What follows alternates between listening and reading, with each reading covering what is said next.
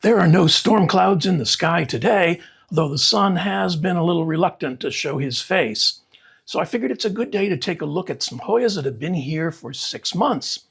So join me with a tasty beverage of your choice close to hand while we do a 6-month Hoya update.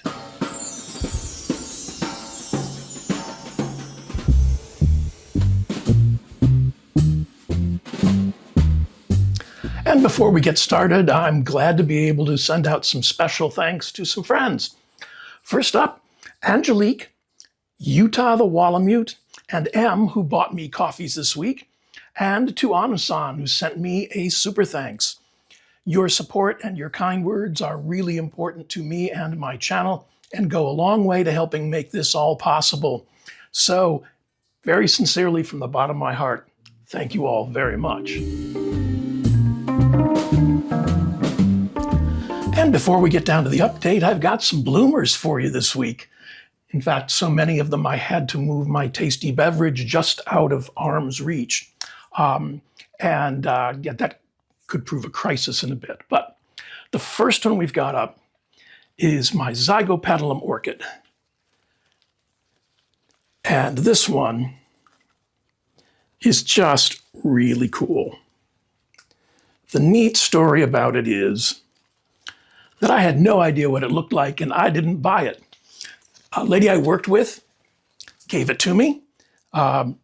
She liked orchids, but this one had never ever bloomed for her. And so she said, here, it doesn't bloom, I don't want it. And I'll never pass up a free plant to try. So I had it for a couple years. I think it finally got to the right size and I kind of figured out what a Zygopetalum likes. And this one, when I remembered to do that, gives me these very cool, very pretty blooms. She didn't know what she gave away. I don't have an ID on this one. The only thing that was on the tag when I received it was the word Zygopetalum. So that's what I know it as, and it's been doing really, really well. The next one started in blooming just the other day, and this is my Hoya crassipediolata. And the blooms are rather cool, and I've got some close-ups that I'll put over on the side. And the first peduncle just started opening up, and there's 1, 2, 3, 4 more coming. Yeah, 4 more coming. The blooms are very pretty. It's kind of a light caramel corolla, an ivory corona with a bit of darker hints in the center. That's weird.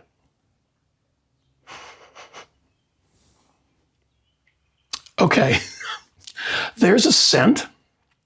And when I sniffed the blossoms, the first thing that came to my mind was the smell of a balloon. So I don't know what balloons are made of these days, but that's what they used to smell like when I was a kid, which was back in the last century. So yeah, these are very pretty. It's a nice sized umbel, and very cool. So I'm happy about this. And plus it's a gorgeous plant. So, hard to argue with that. It's growing like a weed. I had to weave it back out of some shelves and some wiring and everything else. Next one is Hoya sangguensis. And this is one of my faves. Not everybody likes sangguensis for some reason, and you should have that checked out because, anyway, the blooms are very, very, they're different. They're kind of neat. I hope that's focusing. I've got close-ups of these as well. It's, again, a butterscotch corolla and an old ivory corona with some darker highlights at the inner points. And they're a little sticky, but I don't catch a scent. Not at this point anyway. But there's peduncles all over this dear plant. This has done really well for me. It's one of my favorite Hoyas, even though I say that about all of them. This one and I have had been together for a long time. So yeah, very cool. That was Hoya sigillitis. Now, let's negotiate getting this, oh, that, behave, okay. Landing, good job. Next up is my Hoya marillii. And this thing is just loaded with peduncles that have just started opening. And the blooms are very, very neat. I like yellow blossoms, and I think these count. Very neat. There's 1, 2, 3, 4, 5, 6, 7, 8 peduncles. Some of them are in really weird positions where it's difficult to see them, or there's a leaf cutting through, but they're very pretty. The corollas are yellow, very star-shaped, like starfish-shaped, and the coronas are a paler yellow with some little darker highlights in the center. Again, I don't pick up a scent on this one, but the combination of those leaves and those blossoms, where was that one that was like a good combo of the two? Right there. That's really pretty. I'm happy about this one. And the last one up is my Hoya occultata. And it has just started blooming again. This one blooms a lot. They're rather neat. They make you think a little bit of multiflora. And I'll put some close-ups in case it decides not to focus for me. Very neat. I love that darker orange color on the edge of the coronas. And the corollas are kind of spiky. So they're very, very pretty. I'm going to have a nice couple of full umbrals in a few days growing in there. And the leaves are kind of neat. They're kind of plain green, but there's little bits of splash, and definitely a thin-leafed Hoya. And it's doing well for me. This one, it has a reputation of blooming a lot, and at least here in my conditions, it's been living up to that. So yeah, that's what's in bloom this week. And the first one up today is Hoya piastolepis. Now, Hoya piastolepis is native to New Guinea. It was collected in 1909 in the Goma Gigi Mountains, the Waria Valley, at a height of 450 meters. And it was first published in 1913 in Botanische Jahrbucher für Systematik, Pflanzengeschichte und Pflanzengeographie by Friedrich Richard Rudolf Schlechter. And the name piastolepis, piesto may be referring to parts of the flower, and lepis means scale. And in Schlechter's description, he says, the scales of the corona outspread, sides very compressed. And sadly, I have not seen that because someone's been a little pokey about the whole growth thing. I should have pictures of what it looks like when it arrived, but if you were wondering, that's pretty much what it looked like when it arrived. It came in an organic mix, and when I looked at the roots, they were very, very fine. And I was not going to get them out of that organic mix to move them to pond without doing a lot of damage, which I didn't feel like doing at the time. So I put it in a self-watering pot with my standard organic mix, and yeah, that's what it's done. There is, you might be able to see it in there, a new growth point. So we have hope. And the leaves still feel good. It hasn't died. I'm not apparently giving it exactly what it wants. So I'm going to have to work on that. I looked at here, and it doesn't seem to have found the wick or any of the sides of the pot. So yeah, we're going to try a little bit more light, maybe a slightly different location. But But I think the leaves are pretty from what I've seen. There's nice little divots in there, reminiscent of a Carnosa Chelsea or Carnosa crinklate. Although I wouldn't call this a thin-leafed Hoya. This is a medium thickness Hoya. The leaves aren't credit card rigid, but they're firm. And I think it could look really neat. But, you know, this is what I've been looking at for a while. So maybe it wants more humidity. I'm not quite sure. Maybe it just takes a long time to get settled. If any of you grow this, let me know what your experience has been. But yeah, I have hope, especially with that new growth point. So keep our fingers crossed on this one. This one came from Plant Haven, Toronto, and this is Hoya piastolepis.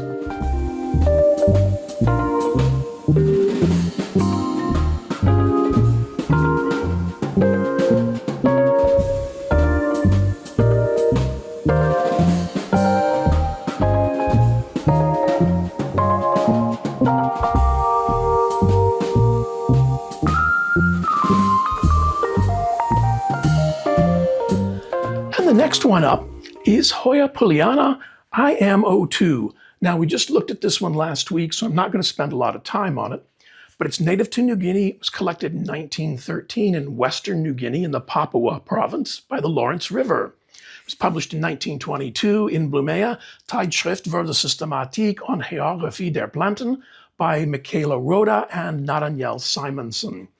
And it's a great looking, neat little plant. It's done very, very well for just 6 months. I mean, it seems to have settled in. There's new growth up here. It's branched. It's like very cool. You can see pictures of what it looked like when it arrived. But yeah, if you're looking to explore little leafed Hoyas, I can recommend this one. There'll be close-ups of the leaves too, because it's difficult getting it in here. But they're very pretty. Yeah, nice dark green color, just a pretty little plant. So yeah, this is Hoya pulleana IM02.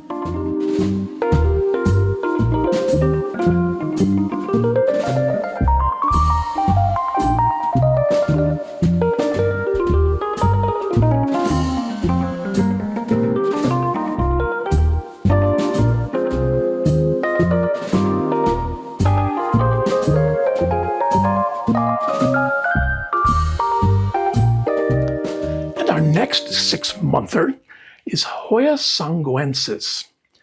Now, Hoya sangguensis is native to Indonesia, to central Kalimantan. It was collected in 2021 in Sanggu, hence the name sangguensis, in Bontoc in central Kalimantan. And it was published in 2022 in Gardens Bulletin by Sri Rahayu and Michaela Roda. And I got this one because it's supposed to have beautiful blossoms. And I hadn't really looked at the foliage, but the foliage on this is really pretty as well. So, yeah, yes, you know, haven't seen blooms, but the leaves are nice to look at, so I'm going with it. I should have a picture of what it looked like when it first arrived, but if I remember correctly, this little thing has done some growing. Very happy about that. It has branched down here, sent out a new vine after it arrived. It's put out new leaves. I think we need an intervention, but not now. It's got new leaves coming in up here. And of course, the most awkward position imaginable, but you know, I'll deal with that. This is done really well. I'm happy to see it going. It appears that the roots may have found the wick because they're just starting to stick out the bottom, if that's visible.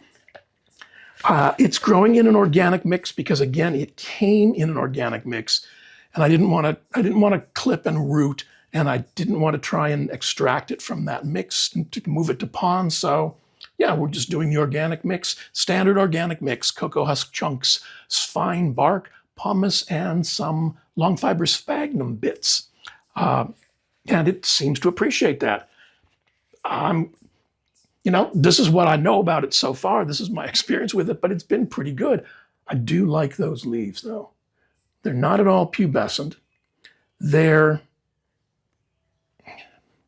thin-leafed, but it's a rigid, not like plastic card, credit card rigid, but they're firm.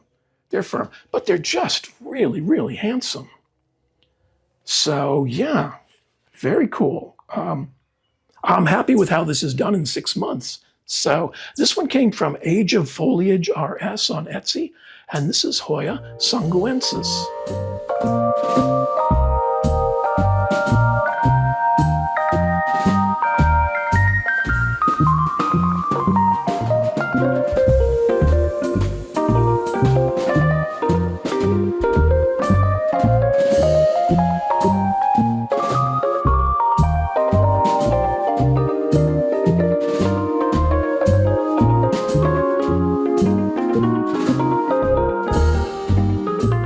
And the next one I'm going to show, we visited again, or not again, but we visited previously in the small leafed Hoyas edition, and the link will be at the end of the video. And this is Hoya vaccinoides. Now, vaccinoides is native to the East Himalayas, to Laos and Vietnam, and it was first published in 1883 in the Flora of British India by Joseph Dalton Hooker, the channel's patron saint. And the notes on the herbarium sheet say Reg Himal. So I'm guessing that meant Himalayan region, but yeah. And since we've seen this, and I'm going to put in pictures of what it looked like when it showed up, I'm just going to be real quick, but it's very neat. I like those long lanceolate leaves. This one has done very well. It has grown. For 6 months, I'd say that's a good amount of growth. It gave me no troubles. It gave me no arguments. And I'm rather happy with it. So yeah, it's a neat little plant. Again, that's another one. If you want to try small leafed Hoya, this is a good place to start for you. This one came from TQ Hoyas on Etsy, and this is Hoya vaccinoides.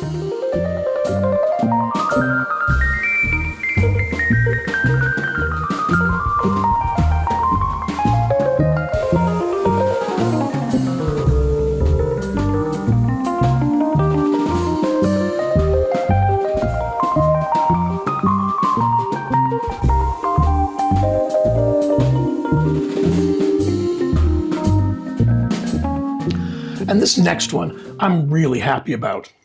This is Hoya versteegii.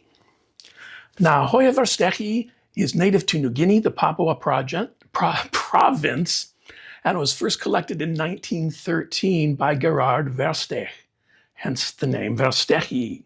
And it was published in 2017 in Gardens Bulletin by Nathaniel Simonson and Michaela Rhoda. Now, it was discovered by Gerard Versteeg, who was the ship's doctor on a Dutch expedition to that island. And he collected the type specimen, meaning the one that was used as the determining factor for the species. It was not observed or collected again for over a century until Simonson and Rhoda described it in 2017 and named it after its original collector. I'm going to have to go have a talk with Roger next door. Now, this one came as just a couple of leaves that had some miles on them. But since then, has put out this new vine with 2 leaves and some new leaves here and there is signs of a new growth point on that vine. The leaves are very pretty. I think that's just really neat. Shiny on top, and the underside is like velvet. It's quite surprising. You may see some little drips of nectar on this. This lives underneath my Hoya multiflora, which is a drip monster. This Hoya is famous for the ruffled edge of its leaves. And I've only ever seen it cascading, but because of space requirements, I think this one's going to climb, and I may have to do something about that fairly soon. But, oh, is that another? That could be another vine starting in there. That's very cool. This is the second one I bought. The first one did not do terribly well. It's still alive. I still have it. And it's started to grow, but it's never been, well, I wouldn't call this one a rampant grower either, but this one has grown much more than the other one. So yeah, this is the speedy one. The other one's still alive, and it has started to put out some growth. I don't think the first one was happy in its former life, and I think it took it a while to recover from whatever it had been through. The established leaves on this are firm, almost credit card rigid. That ruffling along the edge is very, very pretty. I should have shown you pictures, if not, of what it looked like when it arrived. But I'm compared with, the first one, this one I think is doing really well for 6 months. So yeah, this one came from Lux Leaves LLC on Etsy, and this is Hoya versteegii.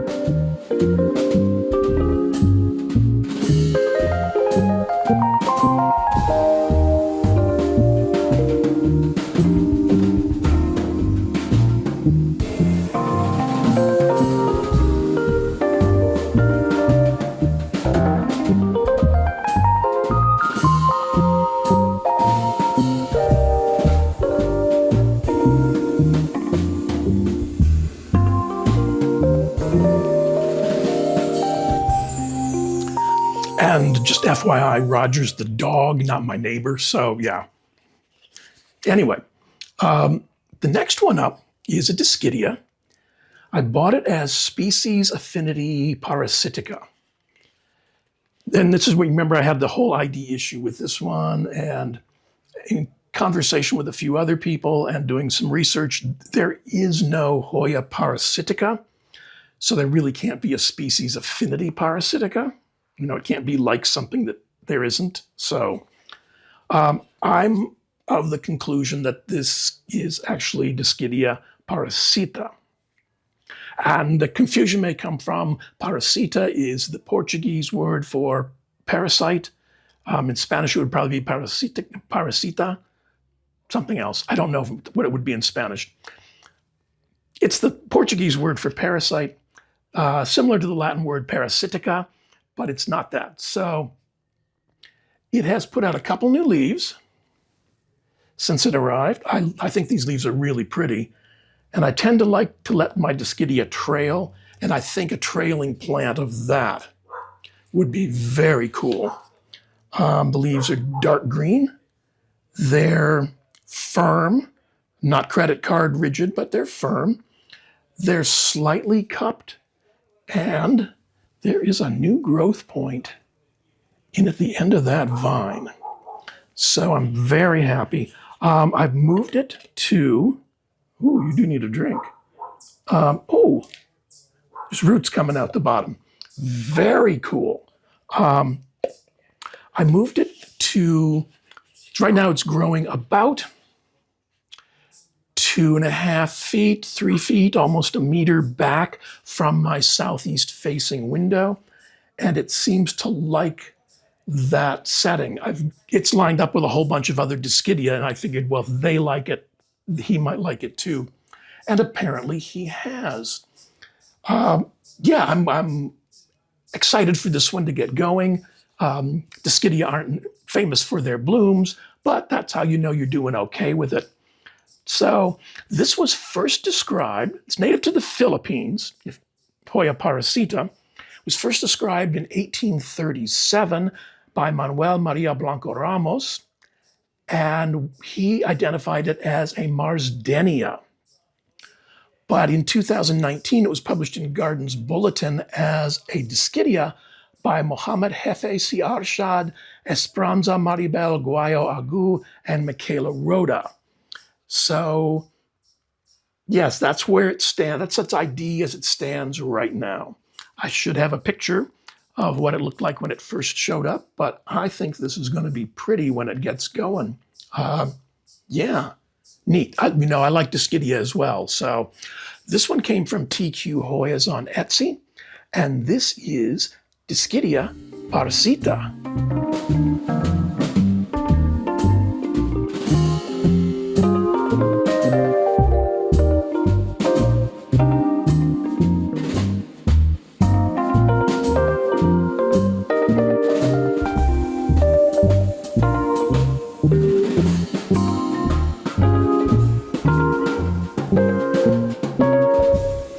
And the next 6-monther is Discidia nummularia. Now I got a long list here for you. So Discidia nummularia is native to Queensland in Australia, to Bangladesh, Bhutan, Brunei, Cambodia, South Central and Southeast China, and the Hainan Island, to the Andaman and Nicobar Islands and Assam in India, to Java, Kalimantan, the Lesser Sunda Islands, Maluku, Papua, Sulawesi, and Sumatra in Indonesia, to Laos, Malaysia, which includes Malaya, Sabah, and Sarawak, to Myanmar, to Papua New Guinea, the Philippines, the Solomon Islands, Thailand, and Vietnam. And when I showed this when it first arrived, I couldn't really recommend it or speak to it. I'm really happy with this plant. It was first published in 1810 in Prodromus Florae Novae Hollandiae et Insulae van Diemen, the Prodromus of the Flora of New Holland and Van Diemen Island by Robert Brown. And the remarks on the herbarium sheet say IND or Malaya Austral. So he perhaps saw it in all of those places, since it does grow in all of those places. I'm going to start with a picture of what it looked like when it first arrived. And it was fine, happy. I think I got 2 cuttings of it. And it has turned into this. It's just beautiful. It's growing like crazy. And I haven't spilled any pond yet, so life is good so far. It's so cool. The leaves are so neat. And I'll put close-ups of them, but that's really, really pretty. That's very, very cool. You can see there's new growth on 3 of those. Those 2 over here, it's branching. This is done, I think, great for 6 months. It lives on the front of my desk next to the Discidia parasita. So it's about 2.5 to 3 feet or about 1 meter pulled back from a southeast facing window. There is some fallout light from all the other grow lights in the room, but this is really pretty. I'm very happy I got this one. That's cool. That's a nifty little plant. It's not terribly expensive. It's fairly easy to find. No trauma, no drama so far. It's settled right in. I haven't even looked to see what's going. Oh, yeah, we've got rootage that has found the wicks. So that's probably a contributing factor to this really great growth. But, oh yeah, this is very cool. Another one, if you want to try Discidia, this may be a good one to go to as well. Like I said, it's fairly easy to find and it's not terribly expensive. So yeah, those are all good qualities for starting off with a new genus. This one came from Sunshine State Foliage on Etsy, and this is Discidia nummularia.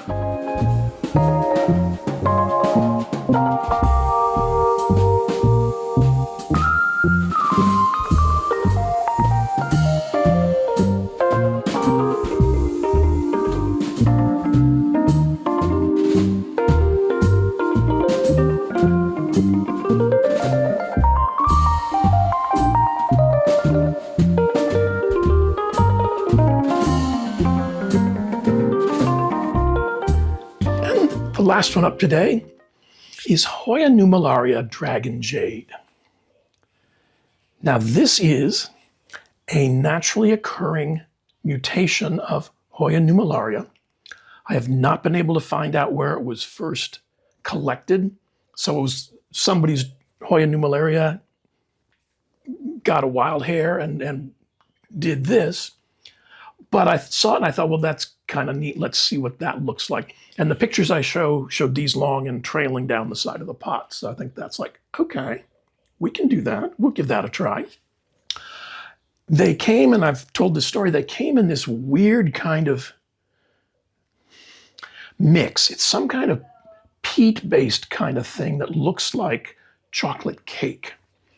And I tried to extricate it from those two plugs. They were labeled as starter plants by the seller, and that was not going to happen.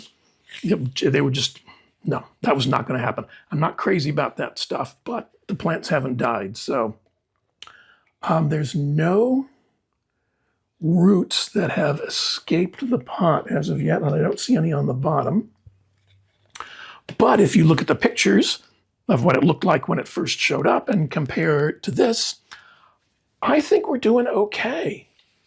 It's kind of a funky, weird Dr. Seuss-y looking thing, but it's growing. I have this under stronger lights, simply because there's not room at the edge of my desk anymore. It's all full of Dischidia and one Hoya, Thompsoni. But it's kind of a neat, weird little thing. And so you can see there's new growth on the tips. So yeah, I think we're all okay with this. It's doing okay. Yeah, if you're looking for something kind of weird and funky and a novelty kind of plant, this could be something to look for. This is Dischidia numularia, Dragon Jade.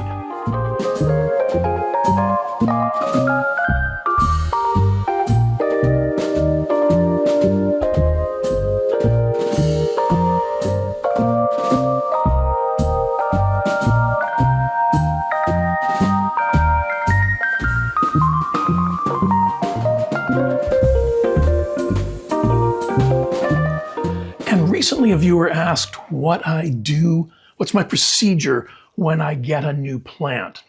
So it's pretty basic. I stick with it almost all the time.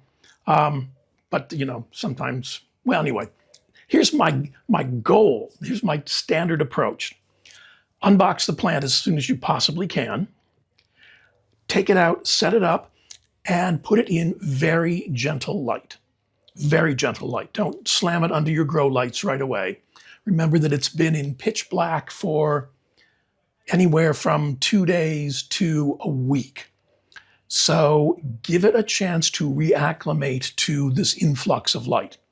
So I typically put mine on my desk or some place nearby that's getting nice gentle light, but don't put it under the grow lights right away. Give it a chance to recover. It's when you wake up in the morning, the last thing you want is bright sunlight blaring in your eyes. You need a little bit of time to adjust to that. Now, I take a look at the substrate that it's in. If it's in ponish or pumice or something rocky like that, then if the plant looks a little dehydrated, I set that in a dish and give it a drink. Let it flow through, pour out the extra, just give it a chance to freshen up a little bit. Sometimes a grower or seller will let the plant dry out a little bit before they ship it, just so it doesn't make a mess in the shipping, which is fine. That's actually a good idea. So if the plant looks a little dehydrated, if the leaves feel particularly soft, don't do the damn taco test. Just feel them, and if they feel particularly soft, then just give it a little drink. If it's in soil, or something that looks like soil, like coco coir or peat moss or something like that, stick your finger in it, or put a moisture meter in it if you have one. If it feels wet, don't give it a drink. Just leave it alone. Put it in a dish, you're done. If it feels really, really dry, like you stick your finger in there and it's like that peat, that whatever that is, has dried out. Again, some sellers will let the plant dry out a bit before they ship it, so less chance of making a mess in the shipping. If it feels super dry, set it on a dish, set it on a saucer, and give it a little drink. Don't flood it. give it a little drink. If it's in sphagnum moss, same thing, test the moisture. And if it feels dry, if you pick it up and it feels light, then again, make sure there are holes in the bottom of the cup and give it a little drink. Sphagnum can sometimes get packed when they're packing up cuttings, when they're setting them to root. And if you give it too much moisture, the sphagnum's going to hold too much and it's going to drown the roots, or if there are any.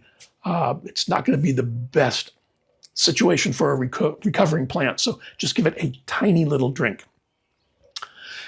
If you've ordered a cutting, then whatever rooting method you use, do that right away. No need to let that sit around. If you're going to root it in water, set it up in water.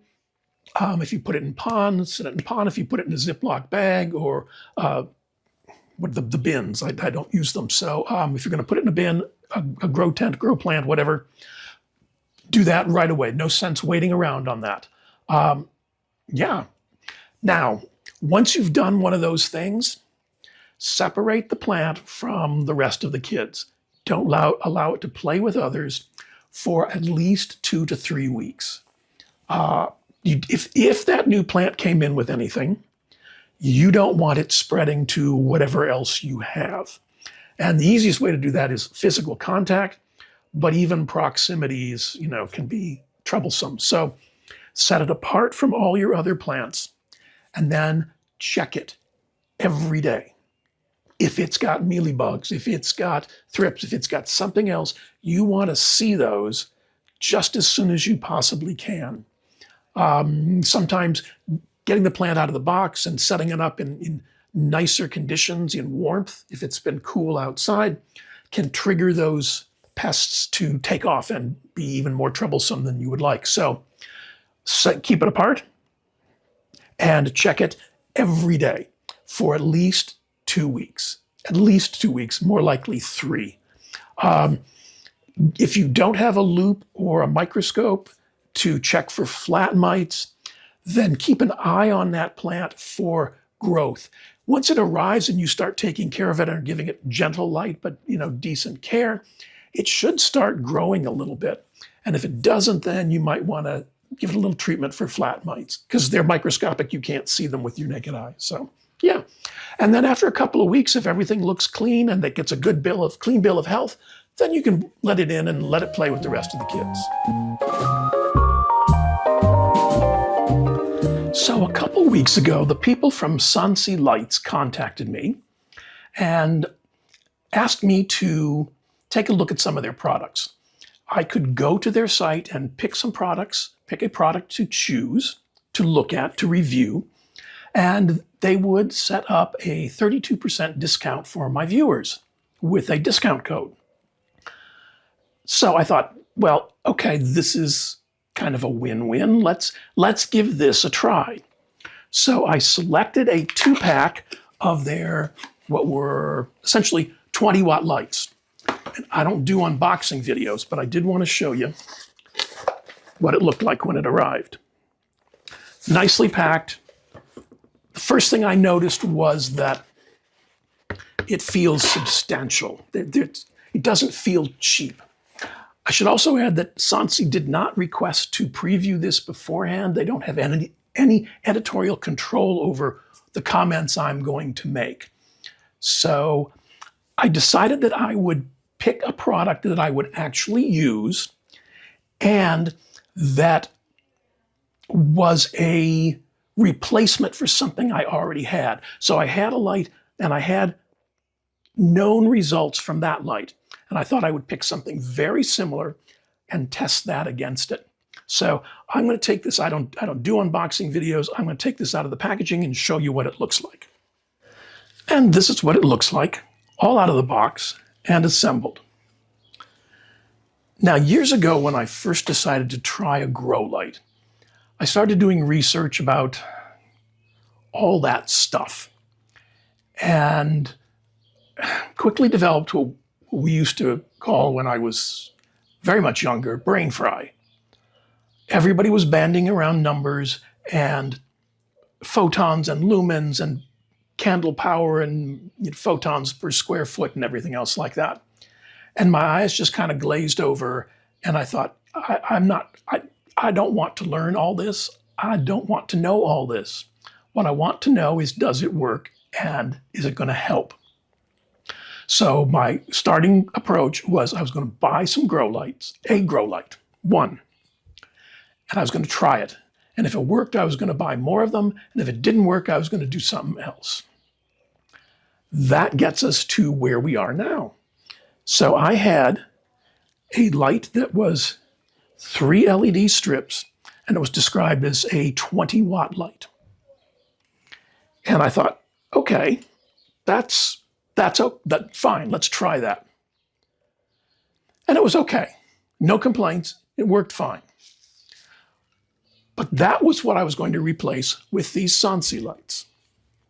And these are, out of all the numbers, and if you need to see all those numbers, they're all available on the Sansi website, and there's a link to the website in the description below.